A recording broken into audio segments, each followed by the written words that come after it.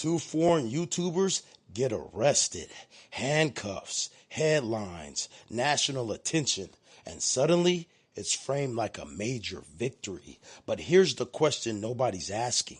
Who's the real enemy in the Philippines? Before anyone twists this, let me be clear. If you break the law, you deal with the consequences. Harassment isn't okay.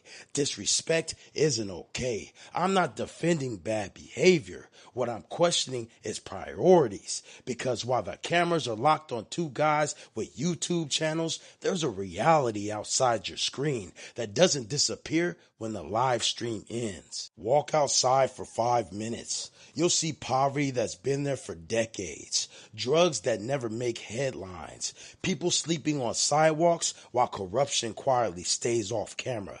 So when I see the system celebrate arrests like it just solved something, I have to ask, what exactly got fixed? Because locking up the guy with the camera doesn't feed anyone.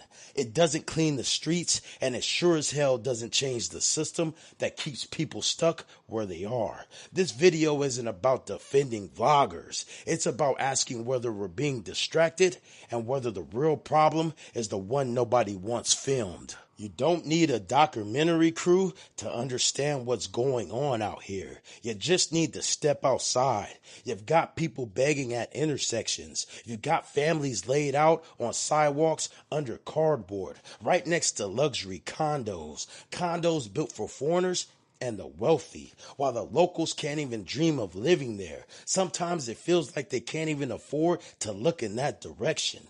That contrast isn't rare. It's daily life. And this isn't just a few sad stories. Official government data shows that around 15.5% of Filipinos, roughly 17.5 million people, were living below the poverty line as recently as 2023.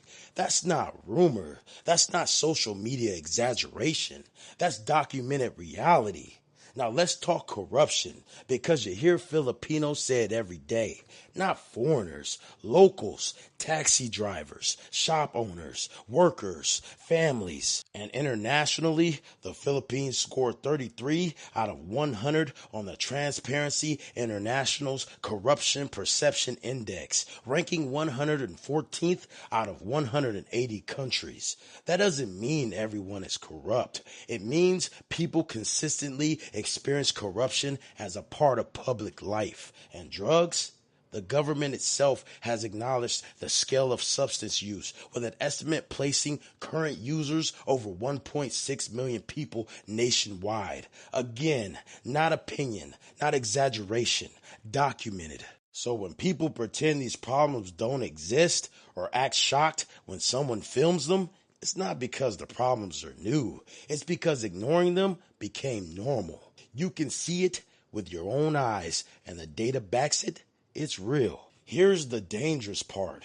When poverty lasts long enough, it stops being an emergency. When corruption sticks around long enough, it stops being shocking. When people suffer quietly for decades, it becomes background noise. And background noise doesn't get fixed. It gets ignored. That's how you end up with entire generations growing up thinking this is just how things are. Not broken, not wrong, just normal.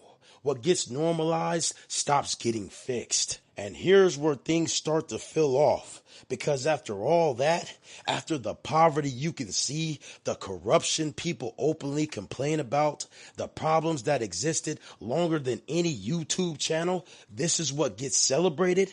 Headlines, photos, handcuffs, a tone like something big was solved. Not a dent, not progress, not change, just optics.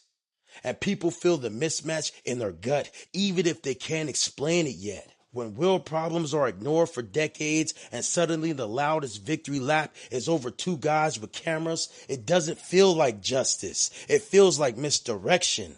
That's when you stop asking, did they break the law, and start asking, why was this priority? If the win doesn't change daily life, it's not a real win. Let's slow this down and be fair. No foreigner is above the law. Not in the Philippines, not anywhere. If you break local laws, you deal with local consequences. Period. This isn't about excusing behavior. It isn't about defending harassment. This isn't about saying authorities shouldn't enforce rules. Enforcement is normal. What's not normal is pretending enforcement equals progress. Because enforcing laws doesn't automatically mean you're fixing what's broken. Sometimes it just means you're choosing the easiest target. And that's where the conversation changes. Not about legality, but about impact. Enforcement without impact is just theater. Cameras are easy.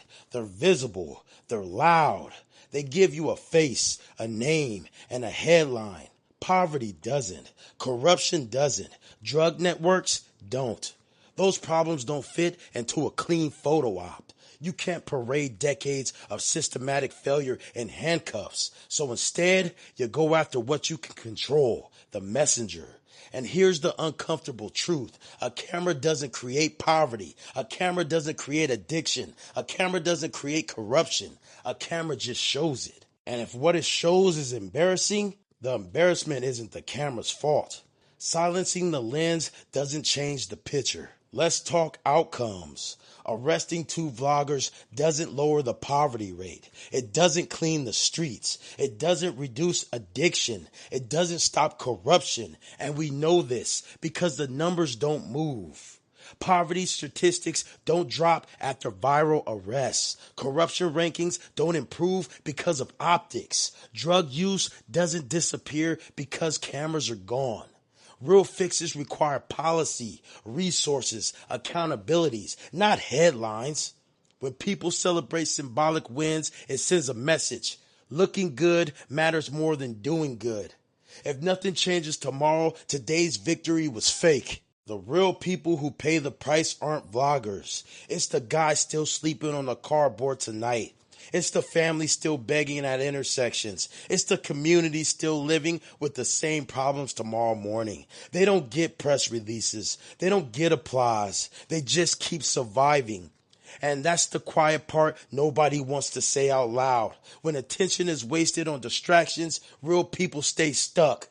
Distraction has a cost, and it's never paid by the system. So when you ask, who's the real enemy in the Philippines? It's not the guy with the camera. It's not a vlog. It's not uncomfortable footage. The real enemy is pretending optics equals progress. The real enemy is ignoring problems because they're harder to fix. The real enemy is celebrating distractions while keeping people suffering. If you're embarrassed by what gets filmed, fix what's being filmed, because arresting messengers doesn't change reality. Facing reality does.